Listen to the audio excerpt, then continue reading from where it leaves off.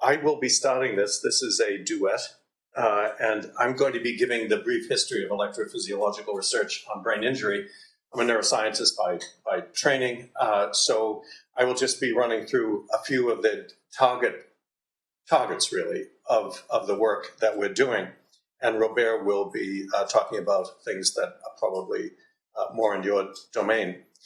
So just a quick way of acknowledging people who have given us money or opportunities. So the Vector has, I don't know if you've given us money, but yeah, more or less. But it's just nice to be associated with you fellas, and ladies. So just a quick acknowledgement to colleagues, and I won't go through too much time there, but just a group of colleagues, one of whom spoke here a while ago, Jim Riley. He's an emeritus professor in electrical engineering. And also some of the other people have supported our research. And this, again, is just the usual disclaimer if you're involved with a company, etc. So I'm disclaiming their responsibility for anything I might say, which anybody who knows me is pretty wise on most occasions. So the TripAdvisor for this presentation is that I'm just going to briefly talk about choices of measurement. Electrophysiology is I think officially the oldest measure of brain activity around. And therefore, in years gone by, it has been the least sexy, the least picturesque, the least bright, shiny object, and the cheapest. There is nothing to recommend it except everything technical. So I'll just talk briefly about the choices of measures and why. Then talk about the things that we've looked at for about almost 30 years now. Altered states of awareness, cognition, altered states of cognition, and altered states of consciousness. And be giving, this will be very patient-oriented and healthcare-oriented. So it's conditions that result in these sorts of things. Then really a question that I think has always got to be asked is, what is the value added to all the effort of recording neurophysiological responses or any other type of brain imaging tool? It is still, whatever you're doing, is expensive. It's time consuming. What are you gaining from it other than another publication? Are you actually making any progress in healthcare? Then I'll talk about something called vegetative state, which the more politically correct term nowadays is unresponsive wakefulness syndrome. So their camps are equally divided as to which is the more palatable description. One is biological, the other is more public friendly. Talking about Coma work that we're doing, and then concussion, and that's where Robert will take over. And really some progress, and this again is more Robert's area, progress in measuring and assessing consciousness. So we have been doing it for a long time. There are now improved ways of doing this. And then application of ERPs into clinical practice. And I might not get to that, but basically that's what the company is about, the Vox Neuro. We're now applying these things and just actually not just experimenting with patients, but actually advising healthcare deliverers how they should deliver their healthcare.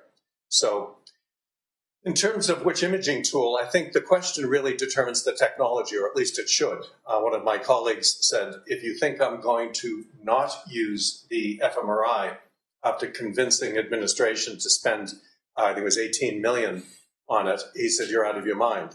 And he said, I know it's not necessarily the best tool, but you don't understand the pressure. That is not a person in Toronto. It's not even in Canada.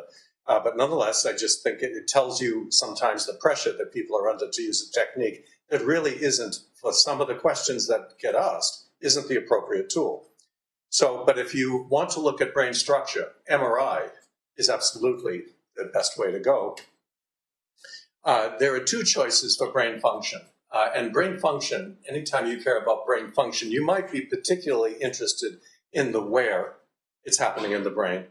We have been less interested in that historically because we're looking at patients where we just want to see, can they do this thing at all anymore after they've had a catastrophic brain injury or even a moderate brain injury? Can they do this? Where they do it, it's like, we'll deal with that secondarily.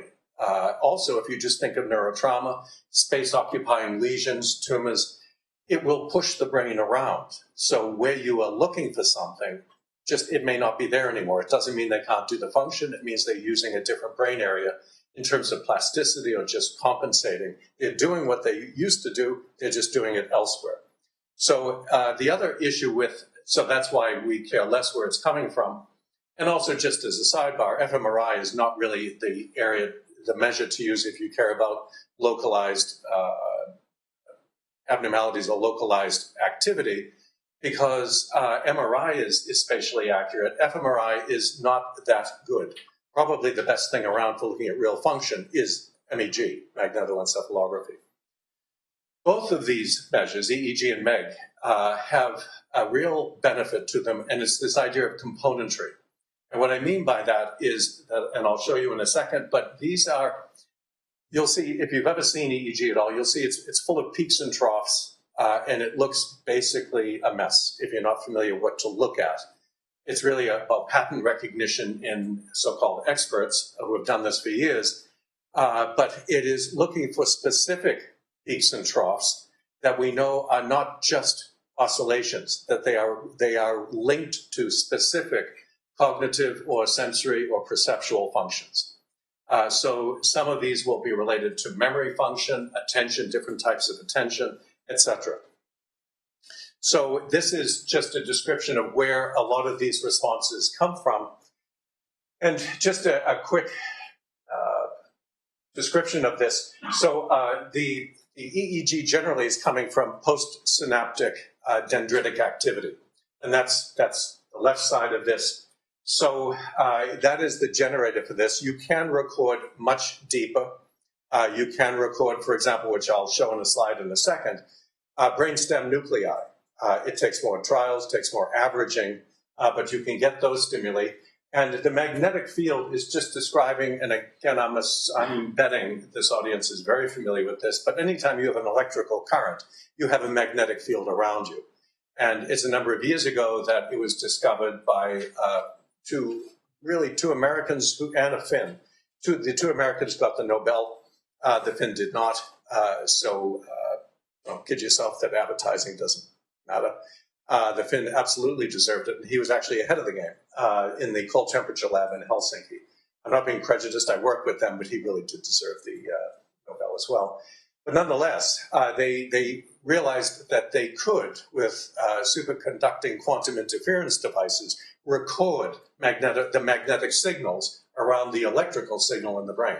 And it gives you a magnetic signal is not buffeted, is not hindered by inconveniences like the human skull.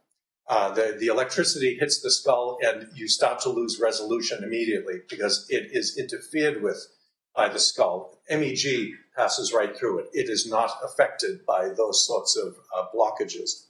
So these are just a quick synapse. Synapse, that's not the word I meant. Anyway, the top right is an interesting thing that I'll just mention. One of the benefits of recording EEG and MEG simultaneously is that there are some signals that the MEG is blind to. It depends on the nature of the dipole that you're recording. But the benefit of recording the two simultaneously is EEG is not blind in that way. So if you see the electrical activity and you don't see the MEG activity, then you can better resolve where the signal is coming from. Because if you don't see it, it means the signal's coming from the gyrus, not the sulcus. So it's coming from on top of that, not down in the sulcal area. So it really does help localize where the response is coming from. So the way this works is, that is a person with EEG electrodes on his head. There is a red stimulus, a red light that will come on. This is just an example of the traditional method of recording EEG signals, and especially event-related brain potentials or evoked potentials. So you have a stimulus come on, then you have a sample of EEG that's recorded around that stimulus. So you just sample an epoch from it. Another stimulus comes on, you have another signal, and then what happens, another signal, and you do this a number of times. It varies in terms of what evoked response or event-related potential you're looking to record. So, but what happens, as you can see here, I don't think that thing's a pointer, so I'll just, I will use this. So this this is what EEG normally looks like, even when you have an evoked response embedded in it, because there is a signal to noise issue here. We're looking for a signal that might be as small as 1 microvolt, certain in brainstem responses, just 1 or 1.5 microvolts, up to sometimes 30 microvolts. But you're looking for it in a signal that you're seeing up there in the multicolored lines, that a signal that might be as large as 200 microvolts. So you've got a signal-to-noise ratio problem. And what you do is very traditional. You present a lot of stimuli. Anything related to the stimulus is time-locked to it. If you average the whole epoch, those parts of those peaks and troughs that are not related to the stimulus presentation are basically random activity. That you average random numbers, it'll more or less go back to 0. And what you get then is this sort of response standing out, where you will have an N1, then an N400, which I'll explain in a second, and then followed by a positive response. So this is, and this may change in the slides I've got. I think these are all our slides. We follow the tradition, the older tradition, because I'm old, negative up. Nowadays, people are recording more and more, presenting more positive up. I view it as heresy, but I am going to probably stop doing it. But nonetheless, what you see are these are specific components. The P and the N just refer to positive or negative. So it's basically, the brain is a battery, and you find dipoles for this. And you then can look at these responses, and these are the things that you look at. These are really beginning at middle sensory responses, going into cognitive responses. So this is just a depiction of a response. And the number is usually referring to the latency at which this response typically occurs. So an N400 is a negativity that typically, in certain circumstances, occurs at about 400 milliseconds. And those certain circumstances are quite specific, which I'll get to in a second, but it involves, broadly speaking, semantic processing. So if somebody were to say a sentence that made no sense, but say it in a language I don't speak, Russian, Mandarin, I would show sensory responses to the speech. I would not show any recognition that what was just said is foolish. In English, maybe in German, I would maybe show, English, I would like to think I'd show an N400 to something that didn't make sense. He takes coffee with cream and socks. So that you get socks, you get a great big N400. This positivity that follows is related to a variety of things, but in this context, to memory. It is basically what is like a summing up process, because these stimuli were used at the end of a sentence, and it's at the end of the sentence response of, well, that's that. It is a overall memory response of that trial is done. That's just what a person does. So these things are remarkably specific. These are the things that are called components. Some of these other things, aside from being smaller, and size really doesn't matter in this context, they just haven't been linked to anything. You still have some, it's not noise in terms of artifact, it's just other brain activities that are not related to processing the visual or the auditory or the somatosensory response. In terms of what you can record, this is an auditory response. And those little responses at the beginning with Roman numerals to indicate they're early, these are auditory brainstem responses. So this is recording from the 8th nerve and moving right through the brainstem, cochlear nucleus, up to the thalamocortical relays, the thalamus and the thalamocortical relays, and then getting into some of the other things like that positivity P300. Is something called a mismatch negativity. So these are the responses that are related to more cognitive things of attention, memory, language processing, etc. But you can record everything from the 8th nerve forward. And actually, the brainstem response, those first 7 things you see, first 7 waves, those are related to very specific nerve and nuclei in the brainstem, and it is still used a lot for isolating certain types of, for example, retrocochlear tumors in the brainstem. It is still a very useful technique, because if you get these are the the other thing to notice is the time scale here. So it's 10 milliseconds. You are getting all of those responses, including the beginning of jumping to thalamocortical relays. And then in 100 milliseconds, you're now into auditory cortex or visual cortex. It's just beginning to go there. And then the rest is very complex networks of cognitive function. Because you can't do language without a memory of the language. You can't do the whole process without paying attention to the stimulus, all that sort of thing. These things you show reliably all the time. We could test all of you now, come back a year later, and provided nothing bad has happened to you, your responses we could overlay. Your brainstem does not change. So we could overlay them and they would look identical.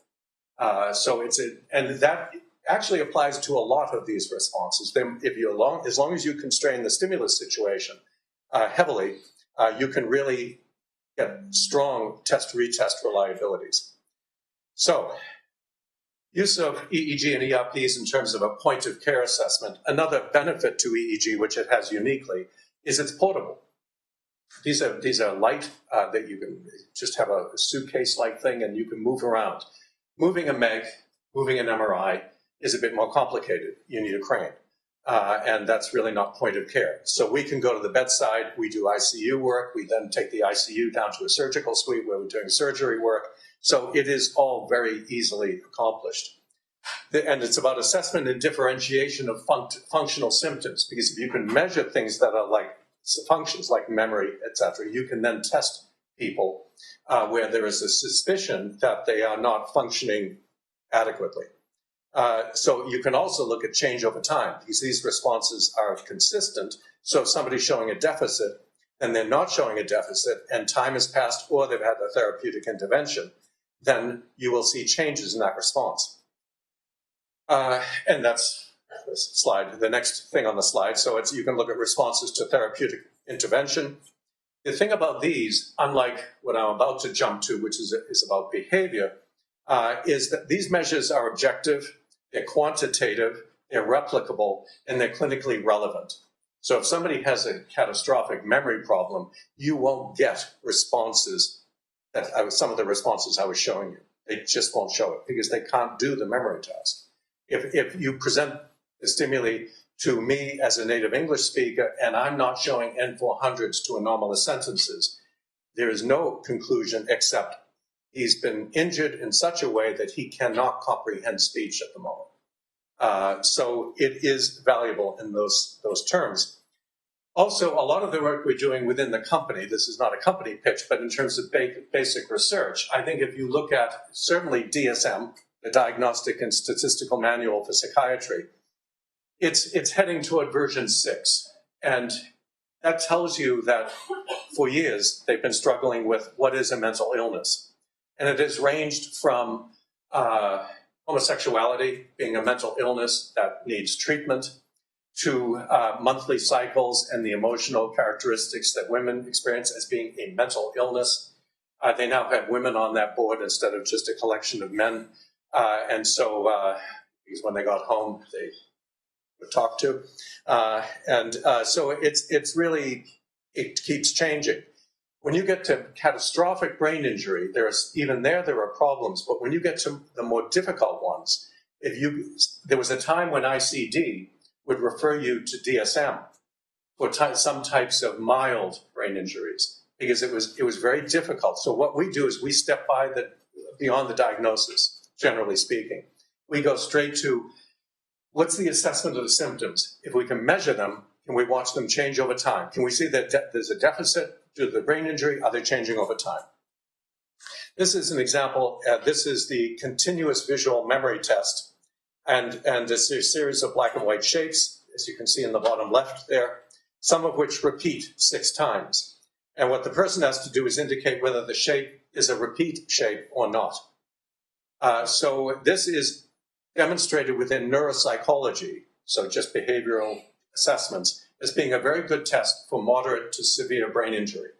And you can see the responses that you get here, aside from the N100, which again, typically is a sensory response, but you can see that we're actually seeing differences there.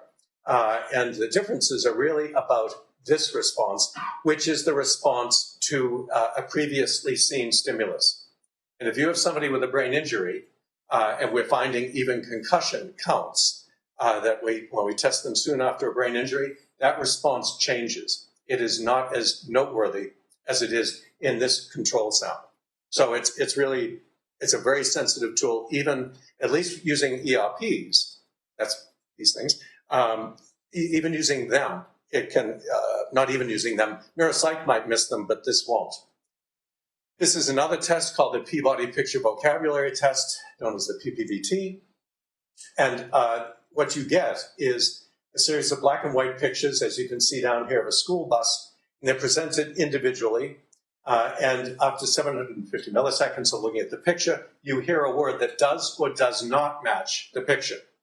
And you might hear the word bus, and that's the blue line in the figure to the right. Or you might hear the word cat. And again, assuming you know English, then you will show a response to the word cat, and that's the green line.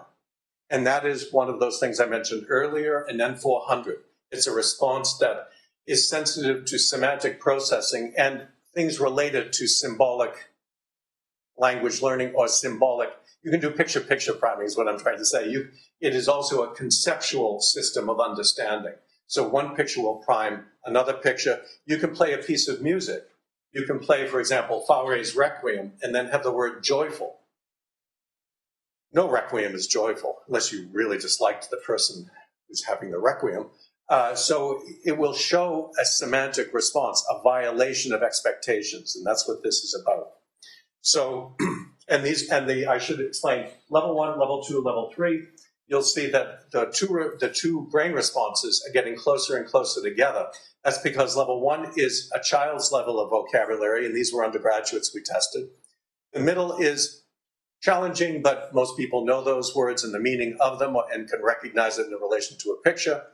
The bottom one are words like pedagogue or homunculus, that sort of thing. And an awful lot of, at least first-year students, we hope by the end they might change, but at the first-year level, when you have a picture of a teacher up at a blackboard, they don't know if that's a homunculus or if that's a pedagogue. So what happens is they're showing unexpected, like, we're not sure about this. We think this is not correct, to both varieties. And again, you see these abnormalities, which I'll get to in a few minutes. One of the things that this is related to, and this is really not as relevant, I don't think, for this audience as to some of the groups we speak to, is we've adapted established neuropsychological tests that miss some types of brain injuries. They just can't pick it up. Or they don't trust the person, not dishonest, they just don't trust the person in terms of stability of their response patterns. Or the person is unable to do anything in terms of a response. Again, if you just imagine going to a neuropsychologist or a physician, first thing she or he will ask is, what's wrong? If you sit there, you're not answering the question. So that's one of the big problems with neuropsych. Edith Kaplan, very famous neuropsychologist, she developed a lot of the tests we use, saying these things are best used for neuropsychology, not for so-called IQ testing. And she said, and the process of doing the task is often more important or more revealing of the deficit in the brain than the outcome of the response. You might get it wrong, but the process was almost right. And so that was very important to her. And we're looking at the ultimate process. We're not looking at behavior, how the person might talk his way through it. We're looking at the brain's response to the stimulus, and we can see where things start to go wrong. So again, it's more about the process than the outcome. So one question that gets asked in some circles is, are behavioral measures not sufficient? The answer is no. Diagnosis of vegetative state. Let me just put all of these up. Caroline Schnackes from Belgium, now at UCLA, she found that what's called a medical consensus diagnosis, that is several physicians, ideally several, maybe two, maybe one, looking at a patient who is lying in a hospital bed and not responding to any stimulation. The inescapable conclusion is this person is in a vegetative state. Well, it's escapable. It doesn't lend itself to a consensus diagnosis. It might be three of us looking at a patient saying, well, look at him. I mean, he's not responding to a thing, not even pain, not this, not that. The thing is, the error rates and the error rates, I should say, you might say, well, what's the comparison? Consensus versus what? What Schnack is, and the other papers that I'll just put up here quickly, because this is the fourth study, Schnack is, to demonstrate that the error rates are high. 41% Schnack is found in a sample. That was a Belgian sample. And they're comparing it to a better behavioral measure, the CRSR, which is the Coma recovery scale, the revised version. And it's a more elaborate behavioral assessment. And you're finding error rates pretty much flipping a coin. So what is it, 37 to 43% of the time. And just so you know, does this really matter? If you get diagnosed as vegetative state, you will be moved to palliative care because they need the bed for the next patient. Palliative care is a death sentence. If you are recognized as being at least minimally conscious, if not locked in, which we found, in other words, they were as much there as anybody here, they just couldn't demonstrate it, well, then you can get treatment, which we'll get to. But that's the difference between death or going back to your life, or at least some version of it. So it does matter. This is a fellow that was stabbed in the head. It entered the left temporal area. It looks like right, but this is radiologists, is what they do. So at any rate, the left temporal area, he was left in a vegetative state, diagnosed by consensus diagnosis. We did behavioral tests. Those tests actually also said, yeah, this is vegetative state. We tested him, and what we found was that this again is that N400 thing. There's again just to remind you of what the standard might look like. You get a separation from sentences that make sense and don't make sense. These sentences didn't make sense. These did. These are normals, normative database. This is him. It's not good looking. The black is the violation sentences or wrong sentences, and the blue is the correct. But you give him a couple of months, especially after treatment, he's now doing better and better. He then ended up going from a vegetative state with already swallowing reflex problems and a variety of clinical symptoms to walking out of the hospital with a precautionary but unnecessary multi-point cane, like a claw, just to make sure he stayed stable. He was fine. He actually went back to where he lives and ended up playing soccer again. So the only thing he never did again was speak, because he was stabbed in a speech production area. So that's the nature of this sort of work. And those are the types of sentences. The pig's wallet in the mud. So that's meant to be okay by normative samples. We don't just make it up. And the scared cat ran up the cloud. Not unless you're on something that's illegal. So that makes no sense. So you show N400s to that. This is, we hope, that's promising. This is a patient. He's a man. He was 46 at the time of testing, and he was diagnosed by a neurologist who used to work in Toronto, then moved to Hamilton, a woman named Jane Gillette, who has sadly since died. But she used things like the CRSR, a different test, but she really was very thorough. And the consensus diagnosis amongst all of them, here are the data from this good behavioral test. This was classic vegetative state. And this will just show him, that's a former graduate student, now Dr. Harrison. This will work. So she's explaining the task. We did feel we didn't know if what he looked at was he was processing, but we thought we'd try it. And so we had that Peabody picture vocabulary test, and she's just explaining that task to him. But you can see that there isn't he always had that position. It was just from the injuries. I should mention the injuries. They're salient. He was riding his bike in a group, practicing for a charity ride on behalf of brain injury. And he was hit by a car at high speed. The car was high speed, not him. He then was thrown 30 meters, and everything was injured. The brain was one of them. He had no vital signs when the emergency people arrived. They revived him. He then went to hospital, was diagnosed as vegetative state, and palliative care was planned. However, I was working with Gillette, and she said, classic vegetative state, your turn. So we tested him, and in fact, what he showed to sentences was, and I should say that video is a little bit after the first time we saw him. When we first saw him, he looked like he'd been hit by a car. So now he was looking a little more presentable. But nonetheless, if you just, the arrow is telling you where to look, because again, you see things, this is not trivial. This is the M1 that you were seeing before. So he's showing sensory responses, but you can see that for whatever reason, there was a latency delay. Well, whatever reason was he was catastrophically brain injured. But the question was, is he really not there? Or is he in there, but he can't show it? So at any rate, what you're seeing here very reliably is the N400. So he could understand sentences that made sense and did not make sense. On the basis of that, we did other tests as well. You never just do one test. We did a bunch of tests with him. On every single one, the responses were late, very, very late. That's very late for a semantic response. But Gillette said, then good. He goes into the slow to recover program, not palliative care. And it was a slow process, but this is him 10 years later. Well, this is describing him, what happened, which I've already explained. This is him 10 years later with a wry smile on his face. He's in a harness because now he's learning to walk again. The cognition was never a case of recovering it. It was always there. And that's what enabled him to respond so well to intervention and treatment.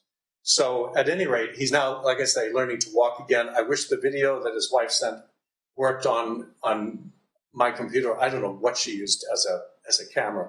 But the point is, he actually will. The harness is only because he can't support his weight reliably, and they don't want him to fall. But he actually does move his feet on the treadmill. So he's making good recovery. Switching now to coma, because it's an interesting topic for us, but also one of the things we found was that sometimes we got to patients too late. 3 or 4 years after their injury, somebody would say, why don't you look at this patient? You would find some of those same cognitive brain responses, but they were already on the road to not surviving, but not recovering or not recoverable. This woman, Catherine Fisher in Lyon, in France, years ago, first paper, I think one might have been earlier, 1999, said that there was a particular brain response, mismatch negativity, that if you showed it, you would emerge from coma with, in some cases, 100% accuracy. This is a study we did in coma, again using machine learning. The Naga Samanfad is now at McGill, but she was a doctoral student at McMaster.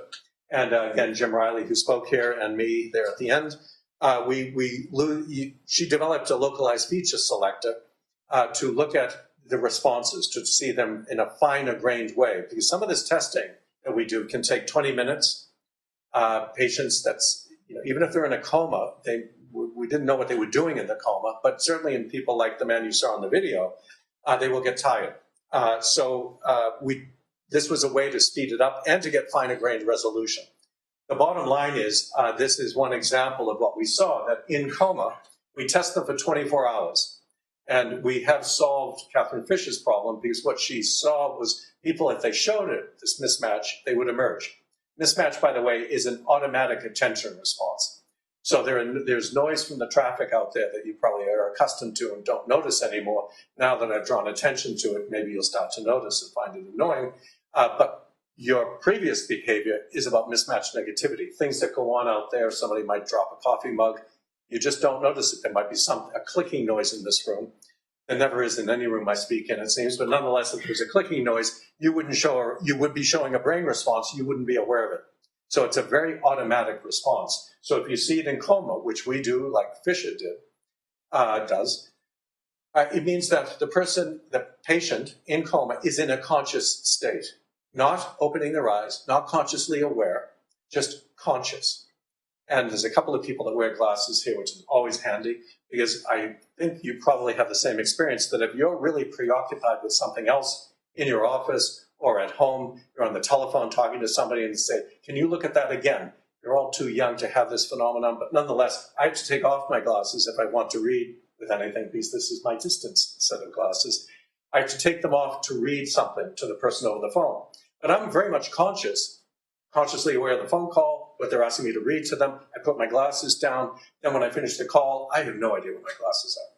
That's the difference between conscious and conscious aware. I was aware of the phone call, not putting the glasses down, but I was conscious. So that's what we see here. During one testing session in a patient during the 24 hours, the person did not show any mismatch negativity. This is what Fisher was finding. People were still emerging, not showing it. And she found that annoying, aside from the specificity sensitivity problem. But then what happens is that when you do show, if you keep testing, they will show a mismatch, a lot of them. And all of the patients we tested did emerge. What am I doing for time? So, at any rate, we now have a grant to do much more of this work, thanks to the people at CHIRP. So we're doing more of this work, and that's just the protocol we're using. There are other applications. We've tested children with spastic quadriplegic CP, typically not verbal and presumed to be intellectually disabled. They are not all of them. Stroke, of course, is a classic example. So the fellow you saw in the video could just as easily have been a stroke patient looking the same way. And finally, autism. Nonverbal autism is at least 25% of all cases of autism. Some people claim up to 50%. You are also, if you get that diagnosis in Canada or the US, you are basically written off as a child worth doing rehab with. And so the question I got from a group in America, would you do what you're doing in brain injury with what you're doing in, would you do it in autism? And we found that, again, not all of those children are intellectually disabled at all. So they don't deserve the label. And now it's over to Dr. Boschra. So, thanks. All right, thank you, John. Okay, so just before I start talking about the machine learning side of the work, I will disconnect monitor. Okay. So the first bit is just kind of a preaching to the choir piece, but it's why machine learning and EEG, to be specific. So EEG is there's very high dimensionality here. So you're talking about there is time, there is the location that you're measuring the electrical activity from. There is the measure that you're looking at. So you could be looking at the time domain, you could be looking at the frequency domain when you do digital signal processing on that signal.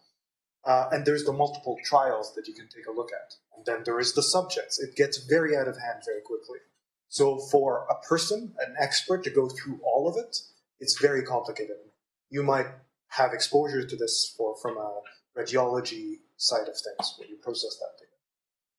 EEG is very pre-processing intensive. So different labs do it differently, and how do you do it? And so if you can devise a machine learning algorithm that does it end to end, it's ideal.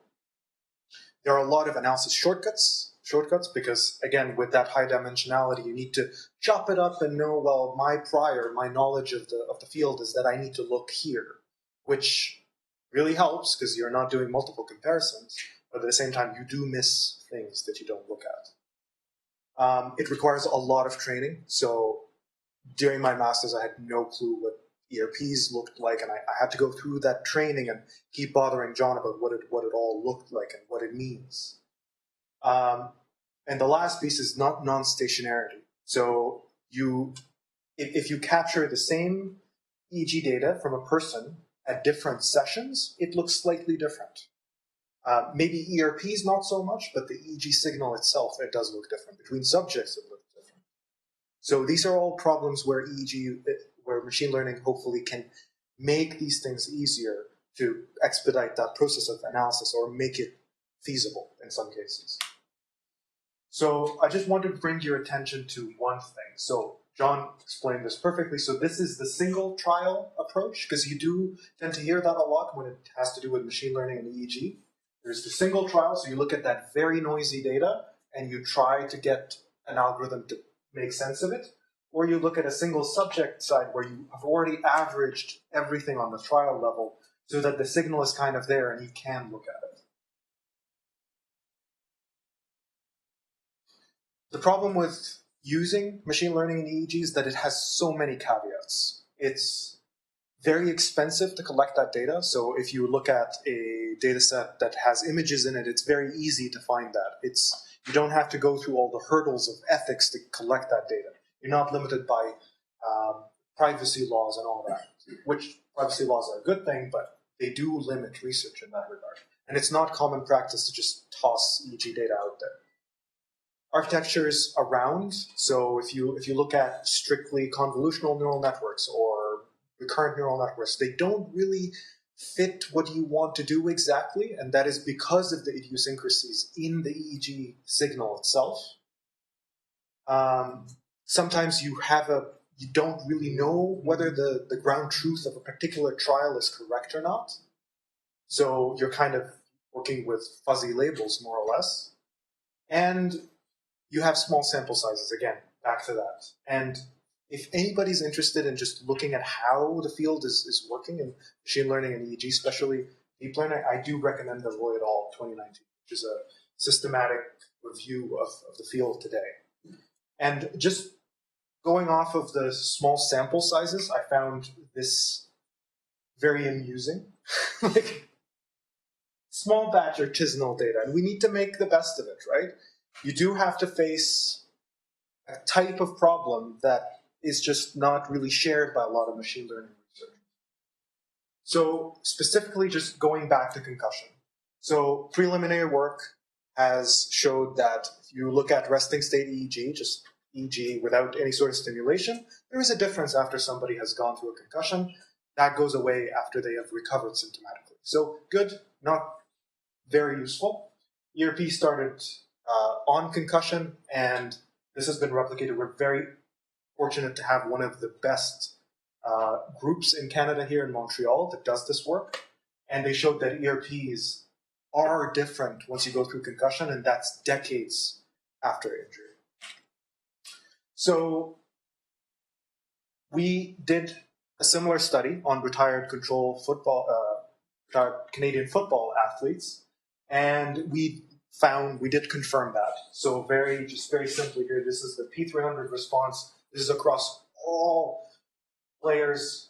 This is across all controls, and you could very clearly, just visually, see that there is a difference. Now, do pay attention to the fact that this is group level. Okay. So what we tried to do, again, with that very small sample size, was try to see whether that group level effect can be used to guide a single subject approach. And that's what we did. We had to really bend over backwards to make it work because we have so many features. We had to aggregate a bunch of the features, run a 2-layer kind of cross-validation. One of them is to just trim down on the feature size by using an F-score feature selector before pushing it back and just running support vector machines. Very boring stuff here on the machine learning side, but it's what you have to do to make these small data sets work. Doing that, we got to 82% on the 19 players and 20 controls, which is really good and a very good first step. Now, just spouting a bunch of accuracies, it's okay, but how do you know that it worked, especially in a clinical context? So what we used is Shapley explanations, I forget the rest, but it basically tries to take that model that has been trained and try to reverse it to see how important the features were that went into that model. So these are the 25 most important features that we got. Anything, so if it's blue, it means it's lower. If it's on the right, if it's positive, it means that tended to classify that instance as a concussed subject. So it means that, for example, the GFP, if that was small, then that person was classified as concussed. And the best part about it is that if you try to map these features back to what the grand average ERPs, they do match. So somebody like John can make sure that I'm not just making stuff up. So another study, this was more acute, so these weren't professional athletes. These were adolescents. It was double the data size, which is nothing to write home about, but it was double the data size, which started us thinking more on the single trial side. Okay? So again, this is what the grand average looked like. So dotted is concussed, the solid is control, and you can kind of tell that there are differences there as well. So what we did is adapt sort of, deep is quote unquote here, learning approach to run a convolutional layer that basically tries to find common maps of brain activity. So this is just a one-dimensional that goes through the time axis and tries to learn things that look like this from the different conditions of what the subjects are exposed to. And in doing so, it really limits the number of hyperparameters involved in that training. So the point here was to use single trials, and at the very end, look at one subject's entire bag of trials.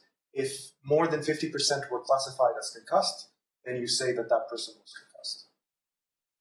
And that was relatively successful as well. So we got 85% accuracy on around 40 concussed with similar subjects that were controls. So again, needing to show that it actually matches to what the biology was saying and what the ERPs are saying. So we took the mean of that SHAP value, so basically the mean importance of a particular feature. And again, this is more deep learning, so we just put all of the data in. So we took those mean features and we transformed them back into something across the entire head. So you can plot it like it's an EEG signal. So y-axis here is SHAP value, and the x-axis is time. So you can see these little bumps here, and these bumps actually correspond to what the grand averages are. So this is when you can kind of tie it together. There are, of course, effects that you wouldn't really look at when you're taking a look at this, because you're like, I don't know whether it's idiosyncratic or not. But this is a first step to know, okay, it does conform to what the data are saying by an expert set of eyes.